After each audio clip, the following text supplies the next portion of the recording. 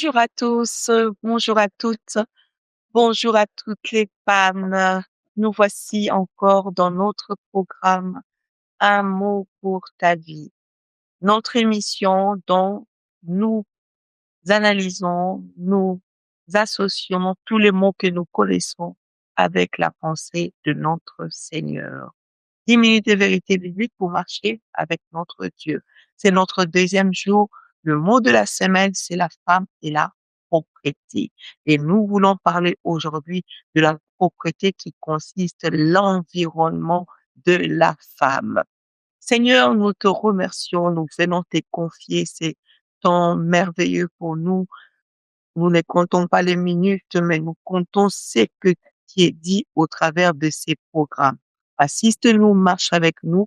Dans le nom de Jésus, nous t'avons ainsi glorifié et nous disons Amen. Je disais qu'aujourd'hui, nous allons parler sur la femme et son environnement dans le cadre de la propriété. Bien aimé. La propriété, j'ai dit, quand on parle de la propriété, on identifie directement la femme. Parce que c'est la femme qui connaît prendre soin de son environnement comme il se doit, comme il se faut. Il est écrit, nous sommes dans les livres de Proverbes chapitre 31, au verset 27, là où on parle de la femme de valeur, là où on parle de la femme vertueuse. Et le verset 27 nous dit que cette femme que tu es, cette femme que je suis, cette femme que nous sommes. La Bible dit, elle veille sur ce qui se passe dans sa maison. La femme doit veiller. L'histoire de l'environnement de la femme, c'est le problème de la femme. Quand je dis elle doit veiller, c'est-à-dire tous les recoins de sa maison est contrôlé par elle. C'est elle qui amène la propreté. C'est elle qui sait mettre le parfum quand il le faut. C'est elle qui sait mettre encore un coup de balai quand il le faut. C'est elle qui sait quand il faut changer, quand il faut pas changer. C'est elle. Parce que la Bible déclare que cette femme vertueuse que tu es, je sais que tu es une femme vertueuse, mais je viens aussi simplement t'encourager. Je viens aussi te rappeler, toi qui négliges ces points-là, sache que c'est important. Ton environnement doit être assisté par toi. Ton environnement doit être assisté par toi. Dieu nous donne notre part. La prière, Dieu nous donne d'autre part de pouvoir prier, de pouvoir intercéder pour nos maisons, de pouvoir aller au travail, de pouvoir aussi s'occuper de notre environnement. Ne dis pas que non, j'ai pas le temps parce que je dois prier. Non, non, non, non. La prière n'exclut pas la propriété. D'ailleurs, un endroit où tu es en train de célébrer ton Dieu, cet endroit doit être propre. Tu ne peux prier dans un endroit où c'est sale. Je disais que toutes les mamans, nous devons veiller sur la propreté. Toutes les mamans, mais je m'adresse aussi aux jeunes filles. Je m'adresse aussi à ceux-là qui grandissent comme filles. Sache que ça te concerne aussi. Tu dois veiller à ton environnement. Ta chambre ne doit pas être comme la chambre des garçons. Parce que dès nos jours, on remarque, on constate que quand tu rentres dans la maison, la chambre de la jeune fille est même plus sale que la chambre du garçon. C'est pas normal. C'est même à toi d'aller aider ton frère. C'est à toi de venir dire à ton frère, pourquoi t'as pas fait ton lit? Pourquoi t'as pas fait, pourquoi t'as laissé un peu de miettes de pizza dans ta chambre? Pourquoi t'as utilisé cette tasse et tu as laissé ça à cet endroit? C'est à toi, sœur, de pouvoir aider tes frères. Mais au jour d'aujourd'hui, on constate que c'est le contraire dans ça. C'est le contraire dans ça. Nous devons être attentives à la propreté de notre environnement et tant que femmes. C'est à nous de veiller sur cela. C'est à toi de veiller sur cela. C'est à toutes les mamans de veiller sur l'environnement de leur maison. Mais tu constateras aujourd'hui, une maman préfère laisser tout en bazar, laisser tout malpropre comme ça. Non, parce que je dois aller à l'église, parce que je dois aller prier. Non, non, non, non, non, non. Ça ne peut pas se faire comme ça. Nous sommes appelés à travailler. Nous sommes appelés à assurer nos maisons.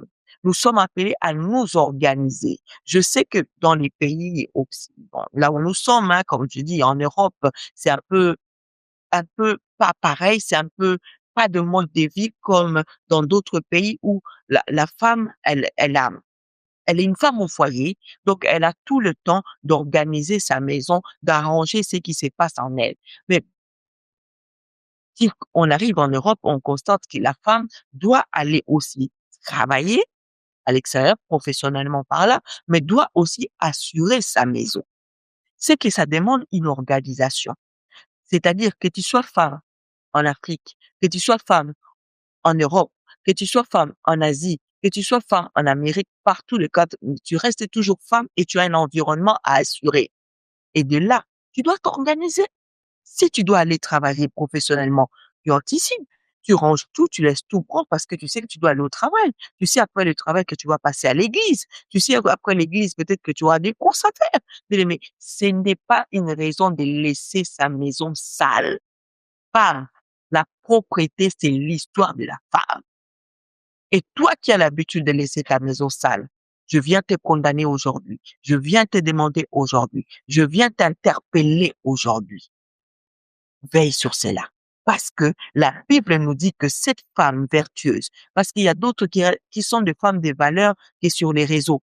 Quand tu la vois bien habillée, bien vêtue, c'est une journée de la femme, bien pâle, mais sa maison est sale. Non, la femme vertueuse, cette femme qui aujourd'hui, son droit est reconnu, c'est cette femme qui assume ses responsabilités et la propriété de l'environnement j'insiste, c'est la responsabilité de la femme. C'est notre responsabilité à arranger. C'est notre responsabilité à pouvoir organiser. C'est notre responsabilité à pouvoir faire notre ménage. C'est notre responsabilité. L'homme, il prend aussi sa responsabilité, tu me diras.